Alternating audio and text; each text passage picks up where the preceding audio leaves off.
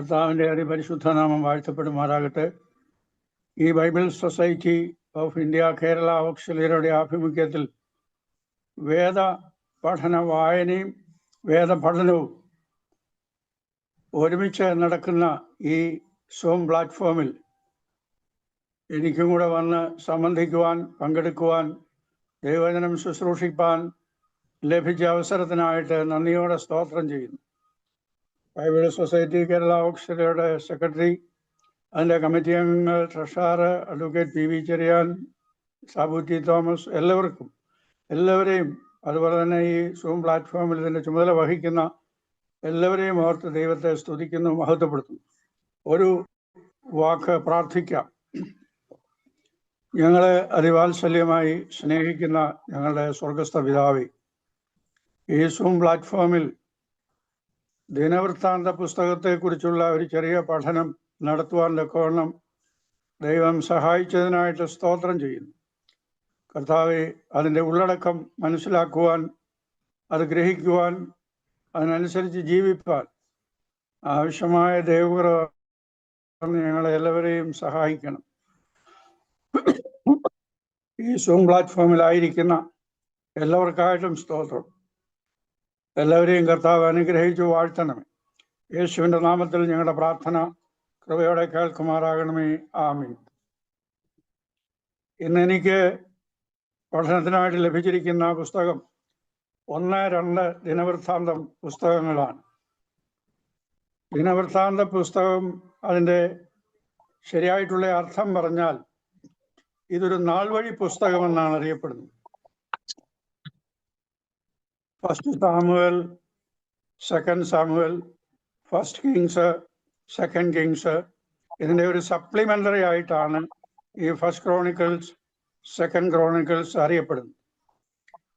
ഈ പുസ്തകം എഴുതിയത് എസ്ര എന്ന് പറയുന്ന പുരോഹിതൻ, ശാസ്ത്രി. അദ്ദേഹം പുരോഹിതനുമാണ്, ശാസ്ത്രിയുമാണ്, പ്രീസ്റ്റ് ആൻഡ് സ്ക്രൈബ്. അദ്ദേഹമാണ് ഈ പുസ്തകം എഴുതിയതെന്നാണ് പൊതുവെയുള്ള അഭിപ്രായം. അതിനെപ്പറ്റി ചില ഭിന്നാഭിപ്രായങ്ങളൊക്കെ ഉണ്ട്, എങ്കിലും കൂടുതൽ ആളുകളുടെ അഭിപ്രായം എസ്ര എഴുതിയതാണെന്നാണ്.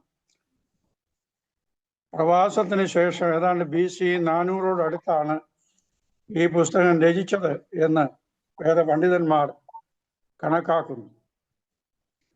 ഇതിൻ്റെ പ്രത്യേകതകളെ കുറിച്ച് ചിന്തിക്കുമ്പോൾ, ധാർമ്മികമായ അധപ്പതനമുണ്ടായപ്പോൾ സ്ഥിരമായി നിൽക്കുന്ന ദൈവിക ഉദ്ദേശം എടുത്തു കാണിക്കുന്ന ഒരു ഗ്രന്ഥമാണ് ദിനവൃത്താന്ത പുസ്തകം.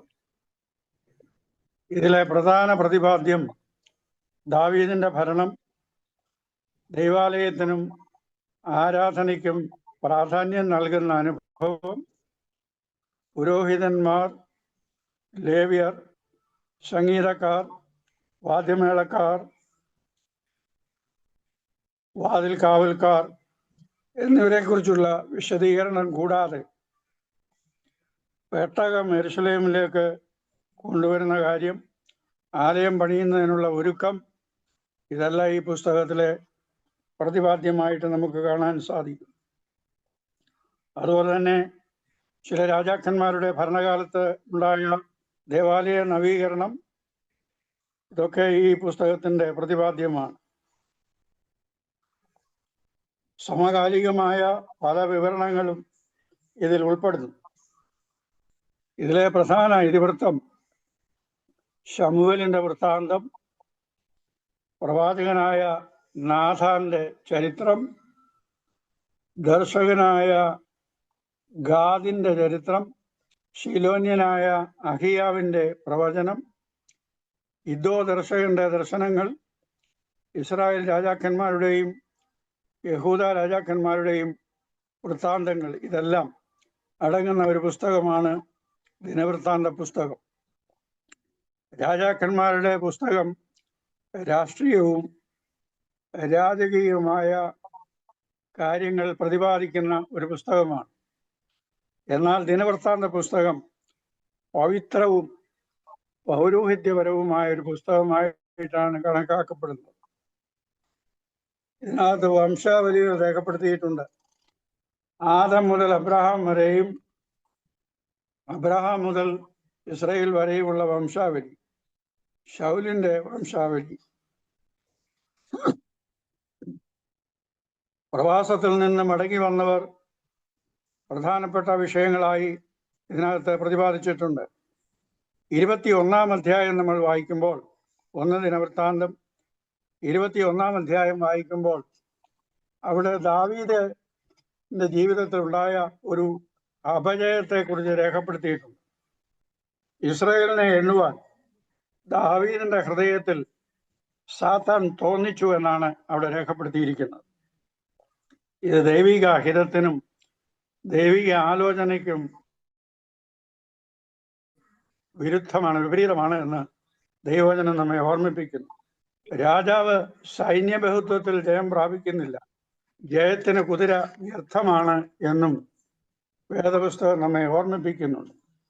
അതുകൊണ്ട് യുദ്ധം ദൈവത്തിനുള്ളതാണെന്നും ജനത്തിന്റെ വിജയമെന്ന് പറയുന്ന ദൈവത്തിന്റെ കരങ്ങളിലാണെന്നും അതിന് രാജാക്കന്മാർ സൈന്യ ബഹുത്വത്തെ ആശ്രയിക്കേണ്ട കാര്യമില്ലെന്നും പറയുന്നതായിട്ടുള്ള ഒരു ഭാഗമാണ് 21-ാം അധ്യായം. അതുകൊണ്ടാണ് ദൈവത്തിന് ഈ ദാവീദ് ജനത്തെ എണ്ണുവാനായിട്ട് ആലോചന കൊടുത്തത് ദൈവഹിതത്തിന് വിപരീതമാകുന്നു എന്ന് പറയുവാനായിട്ടുള്ള കാരണം അതാണ്. രാജാവായാലും സാധാരണ ജനങ്ങളായാലും പാപം ചെയ്യുന്നതിന് ന്യായവിധിയുണ്ട്, ദൈവത്തിന്റെ ശിക്ഷയുണ്ട്. അതുകൊണ്ട് ഈ പാപത്തിന് പ്രവാചകനെ അയച്ച് യഹോവയായ ദൈവം ദാവീദിനോട് അതിന്റെ ശിക്ഷാവിധിയെ കുറിച്ച് പ്രതിപാദിക്കുന്നു. 3 ശിക്ഷാവിധികളാണ് നൽകിയത്. 1, 3 സംവത്സരത്തെ ക്ഷാമം. 2, 3 മാസത്തെ ശത്രു സംഹാരം. 3 ദിവസത്തെ മഹാമാരി. ഇതിൽ ഏതെങ്കിലും ഒന്ന് തിരഞ്ഞെടുക്കാനുള്ള ഓപ്ഷൻ ദാവീദിന് കൊടുത്തു ദൈവം. അതൊരു പ്രത്യേക അനുഭവമാണ്. ആദ്യത്തെ 2 എണ്ണമായിരുന്ന വരിയിൽ വളരെയധികം വിനാശവും ദുരന്തവും ഉണ്ടായിരുന്നു. എന്നാൽ ദാവീദ് 3-ാമത്തേതാണ് തിരഞ്ഞെടുത്തത്. 3-ാമത്തേതെന്ന് പറയുമ്പോൾ 3 ദിവസത്തെ മഹാമാരി. എങ്കിലും ആ മഹാമാരിയുടെ ഫലമായി 70,000 പേർ സംഹരിക്കപ്പെട്ടു എന്നാണ് അവിടെ രേഖപ്പെടുത്തിയിരിക്കുന്നത്. ശിക്ഷാവിധിയിൽ നിന്ന് ഒഴിയാനായിട്ട് ഒരിക്കലും സാധ്യമല്ല. ദൈവത്തിന് വിരോധമായി, ദൈവഹിതത്തിന് വിരോധമായി, ദൈവിക ആലോചനയ്ക്ക് വിധേയമായി പാപം ചെയ്താൽ അതിന് ശിക്ഷാവിധി ഉണ്ട് എന്ന് ഇവിടെ പ്രധാനമായിട്ട് ഓർമ്മിപ്പിക്കുന്നു. അതുകൊണ്ട് ദാവീദ് ഈ ശിക്ഷാവിധിയിൽ നിന്ന് ഒഴിയുന്നതിനും ദൈവസന്നിധിയിൽ സമാധാനം സ്ഥാപിക്കപ്പെടുന്നതിനും ദാവീദ് ഹോമയാഗം കഴിക്കുവാനായിട്ട് തീരുമാനിച്ചു. ഹോമയാഗം കഴിക്കണമെന്ന വരിയിൽ യാഗപീഠം ഉണ്ടാകണം. യാഗപീഠം ഉണ്ടാകാൻ ഒരു സ്ഥലം ഉണ്ടാകണം. അപ്പോൾ ദാവീദ് യെബൂസ്യനായ ഓർന്നാന്റെ അടുത്ത് എന്ന് പറഞ്ഞു, യഹോവയ്ക്ക് യാഗം കഴിക്കാനായിട്ട് നിന്റെ നിലം എനിക്ക് തരണമെന്ന് പറഞ്ഞു. അപ്പോൾ ഓർന്നാൻ പറഞ്ഞു, വളരെ സന്തോഷത്തോടുകൂടെ പറഞ്ഞു, രാജാവേ, അതിന് ഒരു പ്രയാസവുമില്ല. രാജാവിന് ഈ സ്ഥലവും ഈ കളവുമെല്ലാം ഞാൻ ഫ്രീ ആയിട്ട് തരാൻ തയ്യാറാണ്. അതിനുള്ള ചെലവും വേണമെങ്കിൽ ഞാൻ തരാമെന്ന് പറഞ്ഞപ്പോൾ ദാവീദ് പറയുകയാണ്, യഹോവയ്ക്ക് യാഗം കഴിക്കുന്നത് ചെലവില്ലാതെ ചെയ്യാനായിട്ട് ഞാൻ ആഗ്രഹിക്കുന്നില്ല. അതുകൊണ്ട് ഓർന്നാനോട് പറഞ്ഞു, ഞാൻ അതിൻ്റെ വില നിനക്ക് തരും, നീ ആ വില വാങ്ങിച്ച് വിലയ്ക്ക് ആ സ്ഥലം എനിക്ക് തരണം എന്ന് ഓർന്നാനോട് പറഞ്ഞു. ഓർന്നാൻ അത് സ്വീകരിച്ചു. അവിടെ ദൈവാലയം പണിയാനുള്ളതായ ഒരുക്കങ്ങളൊക്കെ ദാവീദ് ചെയ്തതായിട്ട് നമുക്ക് ആ ഭാഗത്ത് കാണുവാനായിട്ട് സാധിക്കും. ജനങ്ങൾ മനഃപൂർവമായി ഇതിന് ദാനമൊക്കെ നൽകി. അതിനെക്കുറിച്ച് ഈ അധ്യായത്തിൽ രേഖപ്പെടുത്തിയിട്ടുണ്ട്. 5000 താലന്ത് പൊന്ന്, 10,000 തങ്കക്കാശ്, 10,000 താലന്ത് വെള്ളി, 11,000 താലന്ത് താമ്രം. ഇതെല്ലാം ജനങ്ങൾ ഔദാര്യമായി മനഃപൂർവമായി ഈ ദേവാലയ സമുച്ചയത്തിനായിട്ട് സംഭാവനയായിട്ട് നൽകിയതാണ് എന്ന് അവിടെ രേഖപ്പെടുത്തിയിട്ടുണ്ട്. ഈ സ്ഥലത്താണ് യെരൂശലേം ദേവാലയം പണിയാനായിട്ട് ഒരുക്കം ഇട്ടത്. ദാവീദ് ഇപ്രകാരം യഹോവയോട് പ്രാർത്ഥിച്ചു: ദൈവമേ, ഞങ്ങൾ നിന്റെ മഹത്വമുള്ള നാമത്തെ സ്തുതിക്കുന്നു. ഞങ്ങൾ സകലവും നിങ്കൽ നിന്ന് വാങ്ങി നിങ്കലേക്ക് തരുന്നു. ഞങ്ങളുടെ ദൈവമായ യഹോവേ, നിന്റെ വിശുദ്ധ നാമത്തിനായി ഒരാലയം പണിവാൻ ഞങ്ങൾ ശേഖരിച്ചിരിക്കുന്ന ഈ സംഗ്രഹം ഞങ്ങൾ മനഃപൂർവ്വമായി നൽകിയിരിക്കുന്നു. എൻ്റെ മകനായ ശലോമോൻ നിന്റെ കൽപ്പനകളും സാക്ഷ്യങ്ങളും ചട്ടങ്ങളും പ്രമാണിക്കേണ്ടതിനും ആലയം പണിയേണ്ടതിനുമായി ഞാൻ വട്ടം കൂട്ടിയിരിക്കുന്നു. ഇവയെല്ലാം തീർപ്പാൻ അവന് ഏകാഗ്ര ഹൃദയം നൽകണമേ എന്ന് ദൈവത്തോട് പ്രാർത്ഥിക്കുന്ന മനോഹരമായൊരു പ്രാർത്ഥന ഈ ഭാഗത്ത് നമുക്ക് കാണാം. ഈ പുസ്തകത്തിലെ പ്രധാന തീം, ഫസ്റ്റ് ക്രോണിക്കിൾസിലെ പ്രധാന തീം എന്ന് പറയുന്നത് സോവറിറ്റി ഓഫ് ഗോഡ്, ദൈവത്തിൻ്റെ പരമാധികാരം. ടെമ്പിൾ വർഷിപ്പ്, ആരാധന എന്ന് പറയുന്നത് ആരാധനാലയം ഉണ്ടാകണം എന്നുള്ളതായ ഒരു വലിയ ഉദ്ദേശം ഇവിടെ ഉണ്ട്. അതുപോലെ തന്നെ ഡേവിഡിക് കവനന്റ്, യഹോവ ദാവീദിനോട് ചെയ്ത ഉടമ്പടി പാലിക്കുവാനായിട്ട് തീരുമാനിച്ചിരിക്കുന്നു. ദൈവം ദാവീദിനോട് ചെയ്ത ഉടമ്പടിക്ക് ഒരു ഭംഗവും വരുത്തുകയില്ല എന്ന് സങ്കീർത്തന പുസ്തകങ്ങളിലൊക്കെ നമ്മൾ വായിക്കുന്നുണ്ട്. 1 ദിനവൃത്താന്തം 17-ാം അധ്യായം 24-25 വാക്യങ്ങളിൽ ദാവീദിനോട് ചെയ്ത ഉടമ്പടിയെക്കുറിച്ച് രേഖപ്പെടുത്തിയിട്ടുണ്ട്. ഡേവിഡിക് കവനന്റ്, ദാവീദിന്റെ സിംഹാസനം എന്നേക്കും സ്ഥിരമായിരിക്കുമെന്നുള്ള വാഗ്ദത്തം, ദാവീദിന്റെ സന്തതിയായി ജനിച്ച് മരിച്ച് ഉയർത്തെഴുന്നേറ്റിരിക്കുന്ന യേശുക്രിസ്തുവിനെ ഓർത്തുകൊള്ളുക, അതാകുന്നു എൻ്റെ സുവിശേഷമെന്ന് പൗലോസ്ലീഹ 2 തീമോഥെയോസ് 2:8 പറഞ്ഞിട്ടുള്ളത് നമുക്ക് ഈ സമയത്ത് ഓർക്കാവുന്നതാണ്. ഈ ദാവീദിനോട് ചെയ്ത ഉടമ്പടി പ്രകാരമാണ് മശിഹ ഈ ലോകത്തിലേക്ക് വരുവാനിടയായി. പിതാവായ ദൈവം ഗബ്രിയേൽ മാലാഖയെ വിശുദ്ധ കന്യകമറിയാമിൻ്റെ അടുത്ത് അയച്ചു. കഴിഞ്ഞ ആഴ്ചയിൽ നമ്മൾ വിശുദ്ധ കന്യകമറിയാമിനോടുള്ള അറിയിപ്പാണല്ലോ ധ്യാനിച്ചത്.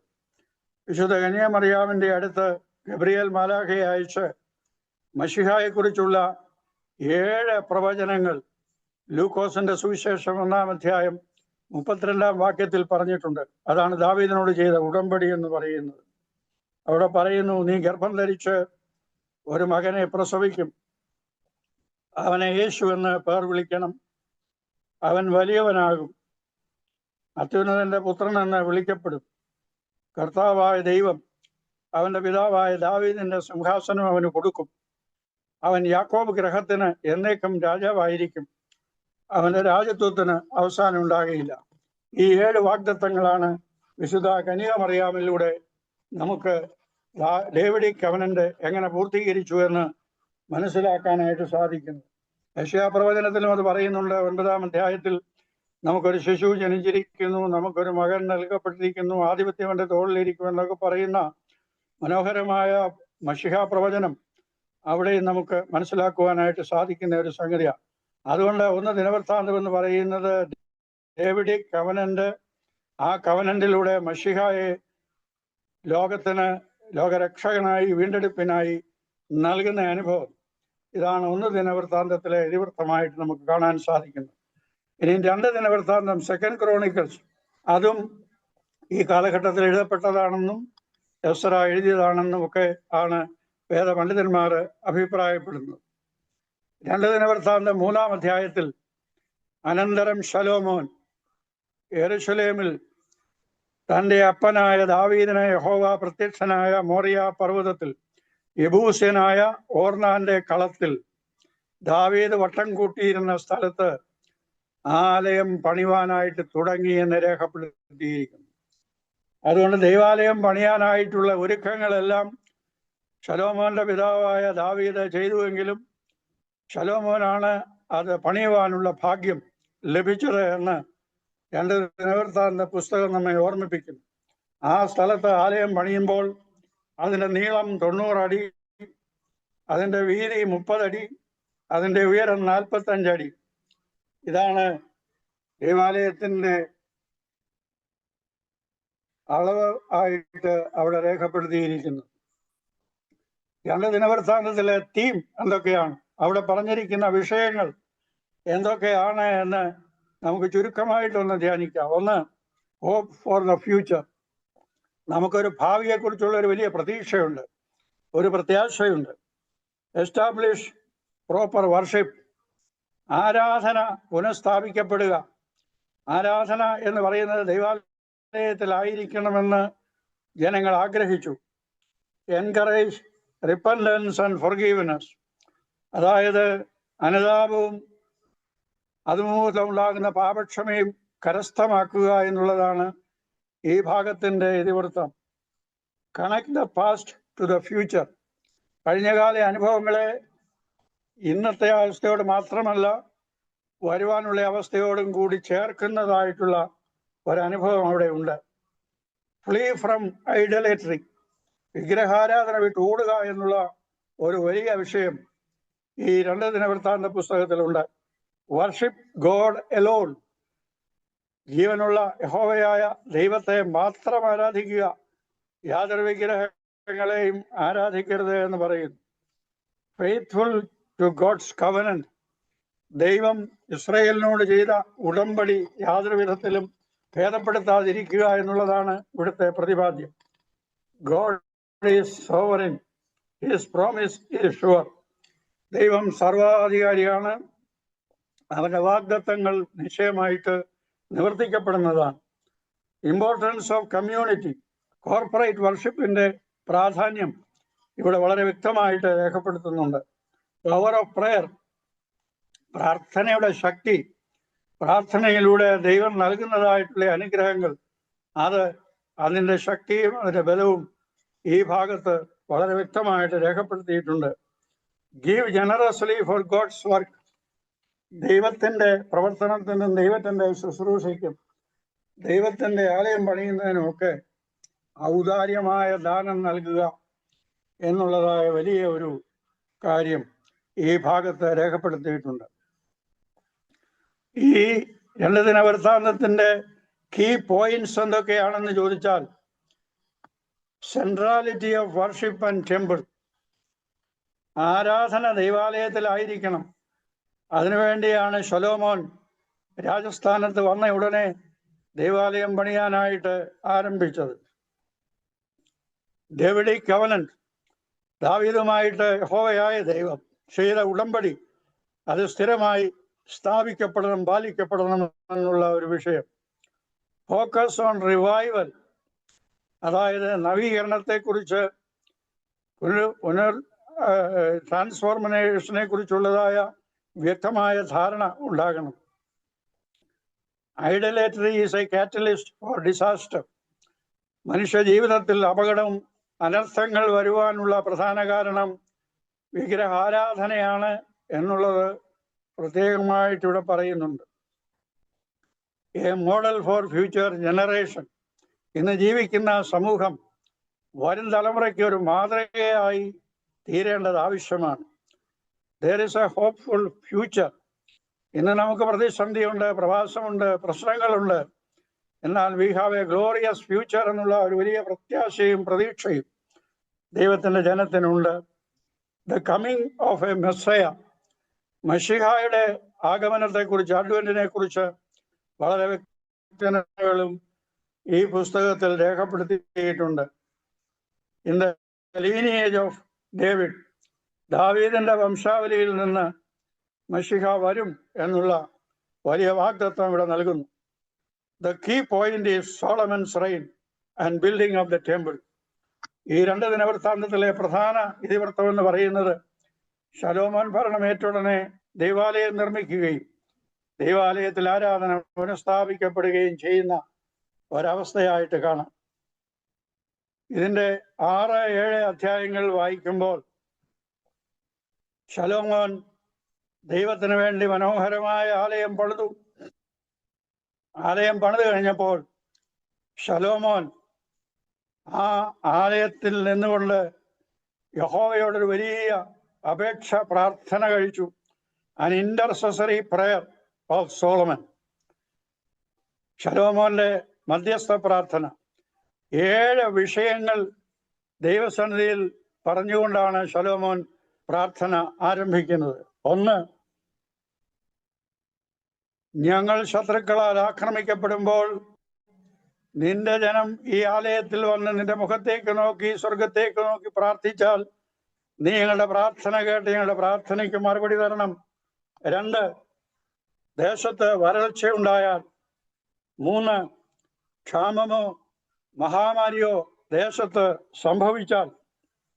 4, ഒരു പരദേശി, അതായത് ഇസ്രായേൽ ജനതയോട് ബന്ധമില്ലാത്ത ഒരു വ്യക്തി വന്ന് ദൈവാലയത്തിൽ പ്രാർത്ഥിക്കുകയാണെങ്കിൽ അവന്റെ പ്രാർത്ഥനയും യഹോവയായ ദൈവം കേൾക്കണമെന്നുള്ള പ്രാർത്ഥന. 5, യുദ്ധം നേരിടുമ്പോൾ നിന്റെ ആലയത്തിൽ വന്ന് പ്രാർത്ഥിച്ചാൽ ഞങ്ങൾക്ക് യുദ്ധത്തിൽ നിന്ന് വിമോചനം ലഭിക്കണം. ജനം ദുഷ്ടത വിട്ട് മാറുമ്പോൾ, മാനസാന്തരപ്പെടുമ്പോൾ ജനത്തിന്റെ പ്രാർത്ഥന ദൈവം കേൾക്കണം. 7, ഞങ്ങൾ പ്രവാസത്തിലേക്ക് പോകേണ്ടി വന്നാൽ പ്രവാസത്തിൽ വെച്ച് ഞങ്ങൾ നിന്നോട് നിലവിളിച്ചാൽ നീ ഞങ്ങളുടെ പ്രാർത്ഥന കേട്ട് ഈ സ്ഥലത്തേക്ക് ഞങ്ങളെ മടക്കി കൊണ്ടുവരണം. നിന്റെ നാമത്തിൽ പണിതിരിക്കുന്ന ഈ ആലയത്തിലേക്ക് നോക്കി പ്രാർത്ഥിച്ചാൽ നിന്റെ വാസസ്ഥലമായ സ്വർഗത്തിൽ നിന്ന് നീ അവരുടെ പ്രാർത്ഥനയും യാചനകളും കേട്ട് അവർക്ക് ന്യായം പാലിച്ചു കൊടുക്കണമേ എന്ന് ശലോമോൻ പ്രാർത്ഥിച്ചു. ഈ 7 കാര്യങ്ങളാണ് ശലോമോൻ പ്രാർത്ഥിച്ചത്. അതിന് ഉത്തരമായി യഹോവയായ ദൈവം ശലോമോന് ഇൻസ്റ്റന്റ് ആയിട്ട് മറുപടി കൊടുത്തു, ഉടനെ മറുപടി കൊടുത്തു. 7-ാം അധ്യായത്തിന്റെ 14-ാമത്തെ വാക്യം, യഹോവ ശലോമോന്റെ പ്രാർത്ഥനയ്ക്ക് ഇപ്രകാരമാണ് മറുപടി നൽകിയത്. എൻ്റെ നാമം വിളിക്കപ്പെട്ടിരിക്കുന്ന എൻ്റെ ജനം തങ്ങളെ തന്നെ താഴ്ത്തി പ്രാർത്ഥിച്ച് എൻ്റെ മുഖം അന്വേഷിച്ച് തങ്ങളുടെ നിർമാർഗങ്ങളെ വിട്ടുതിരിയുമെങ്കിൽ ഞാൻ സ്വർഗത്തിൽ നിന്ന് കേട്ട് അവരുടെ പാപം ക്ഷമിച്ച് അവരുടെ ദേശത്തിന് സൗഖ്യം വരുത്തും. എത്രയോ മനോഹരമായൊരു പ്രാർത്ഥന, എത്രയോ അത്ഭുതകരമായ ദൈവത്തിൻ്റെ മറുപടി. ഇതൊരു അത്ഭുതകരമായൊരു വിഷയം തന്നെയാണ് എന്നുള്ളതിന് യാതൊരു സംശയവുമില്ല. ശലോമോൻ പ്രാർത്ഥിച്ചു കഴിഞ്ഞപ്പോൾ ആകാശത്തുനിന്ന് തീയിറങ്ങി ഹോമയാഗവും ഹനനയാഗവും ദഹിപ്പിച്ചു. യഹോവയുടെ തേജസ് ആലയത്തിൽ നിറഞ്ഞു. അപ്പോൾ ജനമെല്ലാം യഹോവയെ സ്തുതിച്ചു. യഹോവ നല്ലവൻ, അവൻ്റെ ദയ എന്നേക്കുമുള്ളത് എന്ന് ജനങ്ങളെല്ലാം പാടി സ്തുതിച്ച് ദൈവത്തെ മഹത്വപ്പെടുത്തുന്ന മനോഹരമായൊരു അനുഭവം ഉണ്ടാകും. പുരോഹിതന്മാർക്ക് പോലും യഹോവയുടെ ആലയത്തിൽ കടപ്പാൻ കഴിയാതെ വണ്ണം യഹോവയുടെ തേജസ് കൊണ്ട് ആലയം നിറഞ്ഞിരുന്നു എന്ന ഭാഗത്ത് വായിക്കുന്നത്. ലോക ചരിത്രത്തിലെ അത്യപൂർവമായ ഒരു സംഭവമാണ് ഇവിടെ നടന്നത്. പുരോഹിതന്മാരല്ല ദേവാലയ കൂദാശ ചെയ്തത്. ശലോമോൻ ദൈവസന്നിധിയിൽ വന്ന് ദൈവാലയം നിർമ്മിച്ച് ദൈവത്തിന്റെ സന്നിധിയിൽ ഹോമയാഗം കഴിച്ച് യഹോവയോട് പ്രാർത്ഥിച്ചു കഴിഞ്ഞപ്പോൾ ആകാശത്ത് നിന്ന് തീയിറങ്ങി ഹോമയാഗവും ഹോമവസ്തുവും ദഹിപ്പിക്കുകയും ശലോമോന് അത്ഭുതകരമായ മറുപടി നൽകുകയും ചെയ്തു എന്നുള്ളത് ലോക ചരിത്രത്തിലെ അസംഭവ്യമായ ഒരു കാര്യം തന്നെയാണ് എന്നുള്ളതിന് യാതൊരു സംശയവുമില്ല. ഇതുപോലൊരു സംഭവം വേറെ ഒരിടത്തും നമുക്ക് കാണുവാനായിട്ട് സാധിക്കുകയില്ല. ദേവാലയ കൂദാശ നടത്തുന്നത് സാധാരണ പുരോഹിതന്മാരാണ്. എന്നാൽ ഇവിടെ ശലോമോൻ കൂദാശ നടത്തിയതും ദൈവത്തിന്റെ തേജസ് ആലയത്തിലേക്ക് ഇറങ്ങിയതും ശലോമോൻ യഹോവയോട് പ്രാർത്ഥിച്ചതും ശലോമോന്റെ പ്രാർത്ഥനയ്ക്ക് യഹോവ മറുപടി നൽകിയതും ഒക്കെ ഇവിടെ അത്ഭുതകരമായ ഒരനുഭവമായിട്ട് കാണാം. വേറെ ഒരു കാര്യം ഈ 2 വൃത്താന്ത പുസ്തകത്തിൽ രേഖപ്പെടുത്തിയിട്ടുണ്ട്. ഉസ്സിയ രാജാവ് എന്ന് പറയുന്നത് ശ്രേഷ്ഠനായ ഒരു രാജാവായിരുന്നു. അദ്ദേഹത്തിന്റെ രാജ്യം വിസ്തൃതമാക്കപ്പെട്ടു, രാജ്യം സമർത്ഥമാക്കപ്പെട്ടു, വളരെ രാജ്യത്ത് ഉണ്ടായി. എന്നാൽ അവിടെ രേഖപ്പെടുത്തിയിരിക്കുന്ന ഒരു വാക്കുണ്ട്, അവൻ ബലവാനായപ്പോൾ അവന്റെ ഹൃദയം നിഗളിച്ചു. അനേകർക്ക് പറ്റുന്നതായിട്ടുള്ള അപകടമാണ്, അബദ്ധമാണിത്. ബലവാനായി തീരുമ്പോൾ ഹൃദയം നിഗളിക്കുന്ന അനുഭവം ദൈവസന്നിധിയിൽ വിനയപ്പെടേണ്ടതിന് പകരം ദൈവസന്നിധിയിൽ ദാസന്നിധിയിൽ ഹൃദയം നിഗളിക്കുന്നതായ അനുഭവമായി ഉസിയ രാജാവിനെ നമുക്കവിടെ കാണാം. ഉസിയ രാജാവ്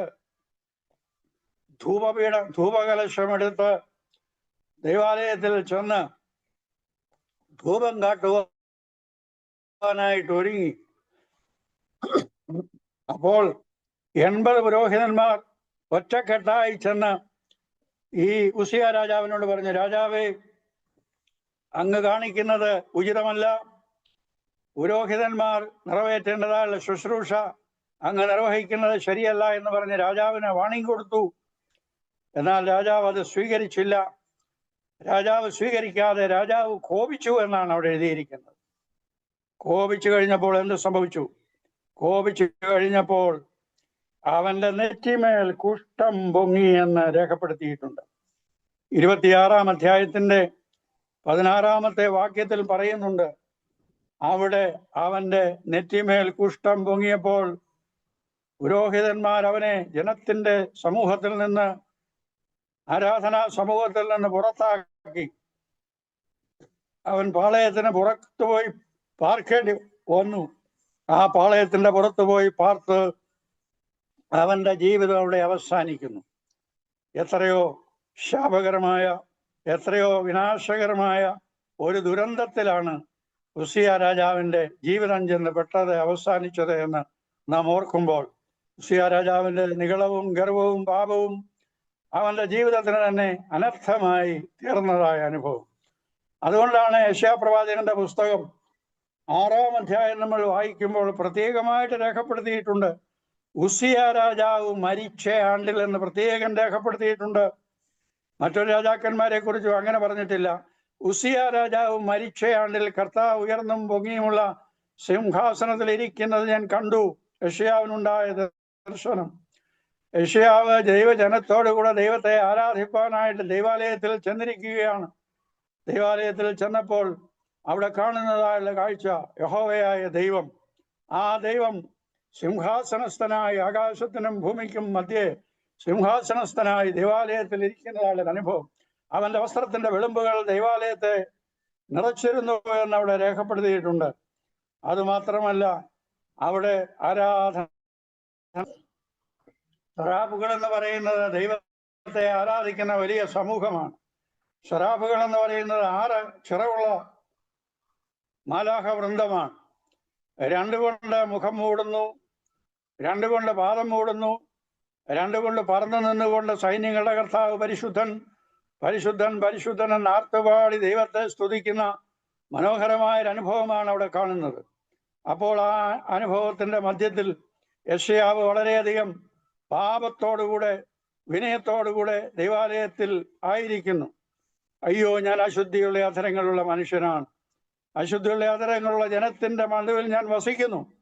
ഈ ദോഷത്തിൽ നിന്ന്, ഈ അശുദ്ധിയിൽ നിന്ന് ആര് വിടുവിക്കുമെന്ന് ചോദിച്ചപ്പോൾ ശരാബുകളിൽ ഒരുത്തൻ യാഗപീഠത്തിൽ നിന്ന് കുടിൽ കൊണ്ടൊരു തീക്കനലെടുത്ത് തന്റെ നാവിനെ തൊട്ടിട്ട് അവനോട് പറയുകയാണ്, ഈ തീക്കനൽ നിന്റെ നാവിനെ തൊട്ടത് കൊണ്ട് നീ ശുദ്ധനായി തീർന്നു. അപ്പോൾ ദൈവസന്നിധിയിൽ വിശുദ്ധീകരിക്കപ്പെട്ട ഒരു അനുഭവം യെശയ്യാവിനുണ്ടാകുന്നു.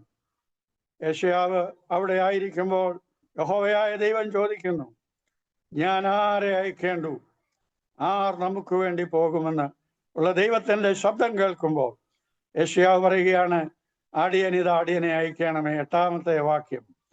എത്രയോ മനോഹരമായൊരു അനുഭവം.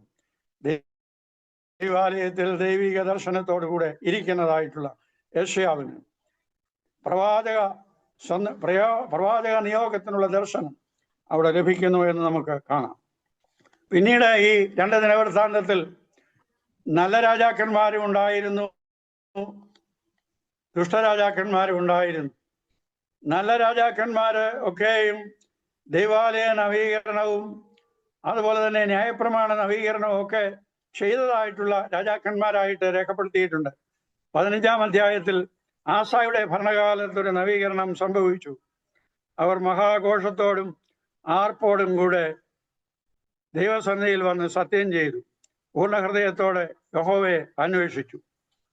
20-ാമത്തെ അധ്യായത്തിൽ യഹോശാഫാത്തിന്റെ കാലത്ത് അവർ പൂർണ്ണ ഹൃദയത്തോടെ യഹോവയെ അന്വേഷിച്ചു.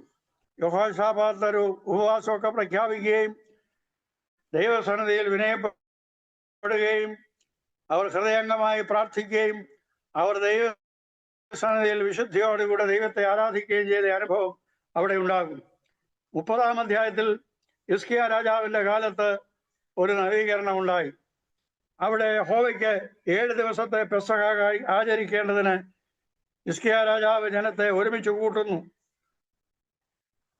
യഹോവയ്ക്ക് വിരോധമായി ഉണ്ടായിരുന്ന ബലിപീഠങ്ങളും പ്രതിഷ്ഠകളും എല്ലാം ഹിസ്കിയാ രാജാവിന്റെ കാലത്ത് അവർ ദേവാലയത്തിൽ നിന്ന് അടർത്തിയെടുത്ത് കിദ്രോൻ തോട്ടിൽ കൊണ്ടുപോയി ഒഴുക്കിക്കളഞ്ഞു എന്നാ പറയുന്നു.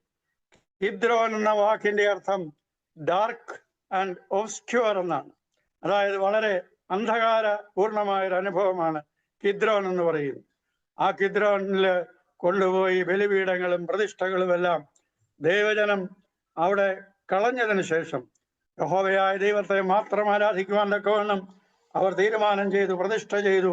അവർ ദൈവസന്നിധിയിൽ ദൈവത്തെ മാത്രം ആരാധിക്കുന്ന ഒരനുഭവമായി തീർന്നു. ദൈവാലയത്തെയും ജനങ്ങളെയും ഹിസ്കിയാ രാജാവ് വിശുദ്ധീകരിച്ചു. ദൈവസന്നിധിയിൽ പൂർണ്ണ ഹൃദയത്തോടുകൂടെ പ്രാർത്ഥിച്ചു. ഇസ്രായേൽ ജനത്തെ പ്രവാസത്തിൽ നിന്ന് വിടുവിക്കപ്പെടുവാൻ ദൈവം ഒരു വിജാതീയ രാജാവിനെ ഉപയോഗിച്ചു എന്ന് 36-ാം അധ്യായത്തിൽ നമ്മൾ കാണുന്നു. പാർസി രാജാവായ കോരേശിനോട് യഹോവയുടെ അരുളപ്പാടുണ്ടായി. ആ കോരേശ് യഹോവയുടെ അരുളപ്പാട് പ്രകാരം ഒരു വിളംബരം ചെയ്തു. ആ വിളംബരം ഇങ്ങനെയാണ്: യിരെമ്യാ പ്രവാചകൻ മുഖാന്തരമുള്ള അരുളപ്പാട് നിവൃത്തിയാകുന്നതിന് വേണ്ടി ഒരു വിളംബരം ചെയ്തു. കോരേശിനെ ദൈവം ഉപയോഗിക്കുന്നു. അവൻ തൻ്റെ രാജ്യത്തെ ജനങ്ങൾക്കെല്ലാം ലഭിക്കത്തക്കവണ്ണം ഒരു വിളംബരം പ്രസിദ്ധമാക്കി. യെരൂശലേമിൽ ഒരു ആലയം പണിയുവാൻ അവൻ എന്നോട്, യഹോവയായ ദൈവം എന്നോട് കൽപ്പിച്ചിരിക്കുന്നു എന്ന് കോരേശ് രാജാവ് പറഞ്ഞു. നിങ്ങളിൽ അവന്റെ ജനമായിട്ടുള്ളവർ ഉണ്ടെങ്കിൽ അവിടേക്ക് പോകുവാനായിട്ട് ഞാൻ നിങ്ങളെ അനുവദിച്ചിരിക്കുന്നു എന്ന് പറയുന്ന മനോഹരമായൊരു അനുഭവം. അങ്ങനെ കോരേശ് രാജാവ്, വിജാതീയനായ കോരേശ് രാജാവ് ഇസ്രായേൽ ജനത്തെ പ്രവാസത്തിൽ നിന്ന് വിടുവിച്ച് യെരൂശലേമിലേക്ക് ചെന്ന് യെരൂശലേം ദേവാലയത്തിന്റെ പണി പൂർത്തീകരിപ്പാൻ, അതിന് സഹകരിപ്പാനായിട്ട് ബാക്കിയുള്ളതായ ഇസ്രായേൽ ജനത്തെ കൂടെ അയക്കുവാനായിട്ട് വിളംബരം ചെയ്യുന്ന കോരേശ് രാജാവിന്റെ വിളംബരം എത്രയോ മനോഹരമായൊരു അനുഭവമാണ് എന്ന് നമ്മൾ ഓർത്തിരിക്കേണ്ടതാണ്. ഞാൻ എൻ്റെ വാക്കുകൾ ചുരുക്കുകയാണ്.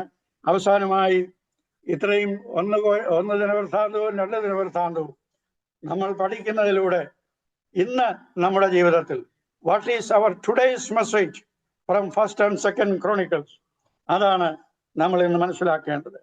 God is in control of every situation. ദൈവം എല്ലാ സാഹചര്യങ്ങളെയും നിയന്ത്രിക്കുന്നതായിട്ടുള്ള ഒരു ദൈവമാണ്. He has control over history. ചരിത്രത്തെ നിയന്ത്രിക്കുന്ന ഒരു ദൈവമാണ് നമ്മുടെ ദൈവം. Live in courage and perseverance. ധൈര്യത്തോടും സ്ഥിരതയോടും കൂടെ ദൈവസന്നിധിയിൽ ആയിരിക്കുക.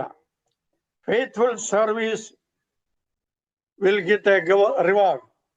നമ്മൾ ദൈവത്തിന് വേണ്ടി ആത്മാർത്ഥമായി വിശ്വസ്തമായി സേവനം ചെയ്താൽ ദൈവം നമുക്ക് പ്രതിഫലം നൽകുമെന്നുള്ളതിന് യാതൊരു സംശയവുമില്ല. Our work for God is appreciated. നാം ദൈവത്തിന് വേണ്ടി ചെയ്യുന്ന ചെറിയതോ വലിയതോ ആയ ഏത് കാര്യവും യഹോവയായ ദൈവം പ്രശംസിക്കുന്നു എന്നുള്ളത് ഓർത്തിരിക്കേണ്ടതാണ്. Seek God with all your heart. നിങ്ങളുടെ ഹൃദയ പൂർണ്ണതയോടുകൂടെ, ഹൃദയനുറുക്കത്തോടുകൂടെ ദൈവത്തെ അന്വേഷിക്കുക, ദൈവത്തെ കണ്ടെത്തുക. Find him by seeking him. അവനെ അന്വേഷിച്ച് കണ്ടെത്തുക. Trust in his promises. ദൈവത്തിന്റെ വാഗ്ദത്തങ്ങളിൽ, ആ ദൈവം നൽകിയിരിക്കുന്ന വാഗ്ദത്തങ്ങൾ വിശ്വസ്തനാണ്. ആ ദൈവ വാഗ്ദത്തങ്ങളിൽ പരിപൂർണമായി ആശ്രയിക്കുക. ഇതാണ് ഇന്ന് നമുക്ക് ഈ ദിനവൃത്താന്ത പുസ്തകത്തിലൂടെ നമുക്ക് ലഭിക്കുന്ന ഇന്നത്തെ ഒരു പാഠം. ഇതാണ് ആ പാഠം.